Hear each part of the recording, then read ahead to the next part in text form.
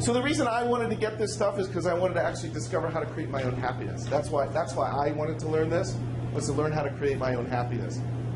Most everybody, when they get involved in learning the law of attraction, they want to get it so they can actually get something, right? It's like, that's a pretty slick concept if you say, like, look, I'm going to give you a technology that will show you how to create or manifest anything you want in your life. That's pretty cool, right? So the first thing might be a house, a lover, money, like that list of things, right? So if those are the things that you're looking to create for yourself, that's really awesome. It's really awesome to get those, but the looking at it is that, why do you want those things, right? Why would you want a great lover? Why would you want more money? Why would you want a new house? Why would you want a new car? Why do you want them? Well, you want them because you think that when you get them that you're going to be happy, right? And you probably would be, really, but it wouldn't be anything sustained. And so if we said that the law of attraction is what you're thinking is energized by what you're feeling and is pulling forth, or you're attracting into, circumstances, events, and people from that. And what you say is, I want to get something, and then when I get it, I'll be happy, and I have it. Right? But you can't have it until you're happy. Right? So the idea is to get off all the other stuff and get the focus on getting happy. So the law of attraction is something that you want to actually create for yourself. Not so much because you want to get a boat, because you want to be able to generate your own happiness. Why? Because when you get yourself in a space of vibrating where you're actually happy, whatever you want is now available to you from a thought and a feeling connected. So if we're going to learn to create, and we're going to learn to create and cause the life that we want to live, we got to start to understand some component parts of how this kind of the mind works first. Okay. So when we think of the mind, right? We're not thinking of the brain. I'm not talking about the brain. What I'm talking about is I'm talking about a certain part of the mind that you use, or that you access, or you kind of gain access to, if you will, to actually create things for yourself. And that's what I'm calling the imagination. Everybody know what I'm talking about with the imagination? So in order to get to this kind of blank canvas space called the imagination, there's a couple little kind of roadblocks that are in the way there. And the first one that we get kind of caught up in is we have this part of our mind that's this linear, rational mind. And it's that part of your mind that you use to solve problems within your life. You know what I'm talking about? Like, if this building started to catch on fire, your rational mind would be that part of you that thought and figured out the best way for us to get out of here. It's like a survival thing it's what we use to promote our survival. We solve problems in life with this linear, rational part of our mind, right? But this part of our mind, the way it works is it receives data, right? And once it receives this data, then it gives you a computation, then it gives you a solution, right? So this part of our mind is really awesome for telling us how things have happened, our past. Because we have the facts that we're going to plug in as pieces of data, and then you get a computation. Oh, that's why that happened. And it can also tell you how things are happening in present time because it has all the information. What gets tricky for us is when we try to use this linear, rational part of our mind, this problem-solving part, to predict how the future is going to happen, how things are going to happen, it doesn't work. I'm going to tell you why it doesn't work. It doesn't work because right now, there's an infinite number of possible things that can happen from this moment going forward, right? And then by the time you start to list and think of all those possible things that can happen, you're in the next moment. And then there's another infinite amount of possible things that can happen in this moment. So this part of your mind can't tell you how things are going to happen. Everybody got that? It can only tell you how things have happened or how things are happening now. So that part of your mind, I want you to just get it first and put it on the shelf when you're looking at creating things in your life. Okay? Second part of your mind, and this part's a little trickier, it's a little more subtle. This part of your mind is, let's see. It's probably best if I show it to you. And you see it in me, and then you can kind of get what I'm talking about. It's that part of your mind that when you see somebody that's in this part of their mind, they're kind of like this. They get these funny looks on their face. They're like,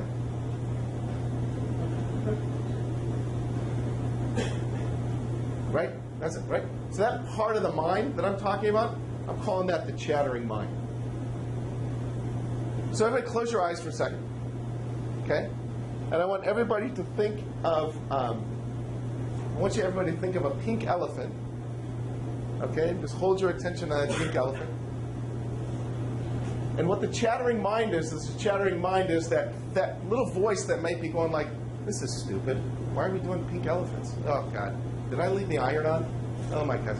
God, I'm hungry. Right? It's that, okay, good, come back. It's that incessant chatter, right? It's that little, it's that little voice that's constantly commenting, it's judging, it's opinioning, it's evaluating, it's that one that just said, I don't have one of those. That's it too, right? It's very clever. When you really get it, it's really slick. It's really rugged. It's kind of not there when you look for it, right? It's got all these really funky characteristics. But that little chattering mind captures your attention. You notice how when it's chattering and you're listening to it, it's kind of got your attention? Like, did you ever have that experience where you're driving somewhere and you'd be like, oh, I don't care if they call. They better call. Oh, well, if they don't call, that's fine. I just won't call them back. Let's see what they do. Right? We'll see if they're going to get their check, right? And then if you're lucky, you almost run into something, right? Kind of wakes you up. The universe has a way of waking you up.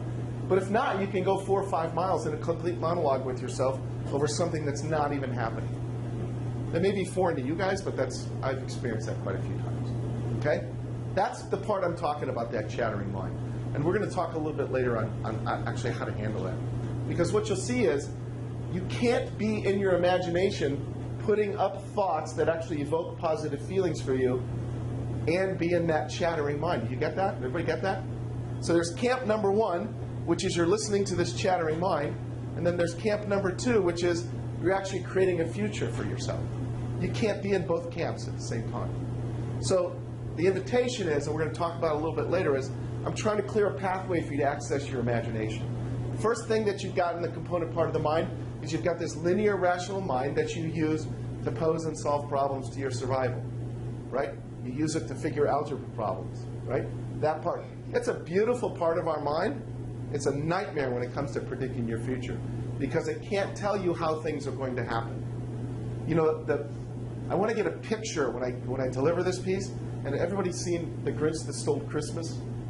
Did you ever see that little dog that he put the antlers on? He had him carrying that big sleigh up that hill, right? That's what it's like to that part of your mind when it's trying to figure out how things are going to happen. And that linear rational part of your mind, notice it can only think of event, data, and then give you an outcome. So what happens is when you get like, this is the way it's going to happen and create, you now cut off all those other possible things that you can have access to. Because you can't see them. It's not that they're not there. You just can't see them because you have a plan on how this part of your mind says it's supposed to work out and how you want it to work out. And by the way, it rarely ever works. Right? You ever notice that? It just don't work.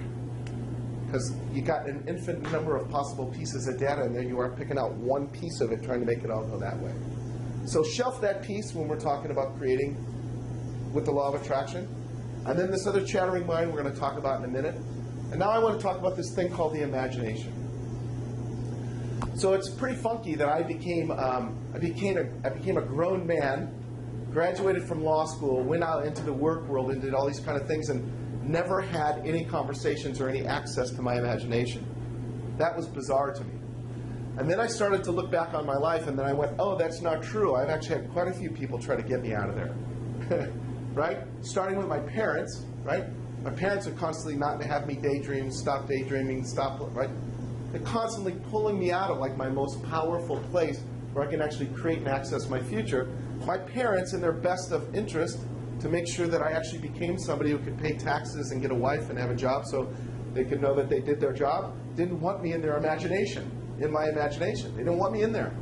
And then school was the other place. Like I was always caught daydreaming or, postulating, positively thinking, imagining all the time. And that kind of got killed off, kind of got smashed or kind of squashed because there wasn't a really clear understanding on like the power and how valuable that piece of our mind is, that component part. So there's 3 parts I talked about tonight. Number 1 was this linear rational mind, right? Number 2 is this chattering mind. And number 3 is this imagination. And I don't even need to tell you too much about the imagination. You already know everything about it. It's kind of natural. It's a natural place that we go to, right? And when you're actually starting to imagine something, right? It's kind of like, so if everybody looks at this light up here, right? Okay, see this light up here? This one here? And then close your eyes. Everybody close your eyes. And then look at that light in your mind's eye, right? You notice that light's not in your head. Okay, great. So come on back. Do you notice that it's not in your head? Your mind is out here. Your mind is out here, and it's interacting with this kind of space in between us, right? So this chattering mind thing, if you're in here, in your head, listening to the stuff that's kind of judging, evaluating, opinioning, thinking, right? You're kind of cutting yourself off from accessing the imagination or this other kind of vastness that's out here. So if you were to say that anything that you want for yourself is possible, just by the thinking of it, the imagining of it, and then the feeling that would match your experience of having it. And it occurs to us in our mind that time goes from moment to moment to moment, seconds to minutes to hours to days to months, right? Like that. But there's always now. Like it was 7 o'clock-ish a while ago, but it's still now, and it was now then, and it's going to be now when we end, right? So in the now, you have the imagination, and you have the feeling of it, but you're imagining it from here, where it's already happened. And this is trippy for a mind to understand that hasn't accessed its imagination, because you can't imagine having it, right? Does that make sense? So you want to stay in your now, but you want to get with your imagination the future of having the experience of it. Now the thought is what leads the way for you. The thought is the conductor, the thought is the stage setter. But the most important thing to get is that the thought is, it's so amazing to me that the thought is so necessary and vital, but so useless in creation. Right? It's a really tricky little paradox. It has nothing to do with what you're creating or experiencing in the creation of your life. It just sets the stage for the feeling that it carries with it. So just get that you never have a feeling without a thought. The thought is senior. Everybody got that? The thought is senior. So the thought is mocked up from a future reality, but you're experiencing not the thinking so much of it, but the feeling of being in the presence of it. Right? The more you can feel that, and the more you sustain your focused attention on that, it can't help but show up. You really want to get this. When you can fully experience having it in the present from a future experience now, it can't help but show up. So what is it that you can have for yourself or for your life in that model of putting something into your imagination? What is it that you can have? Anything.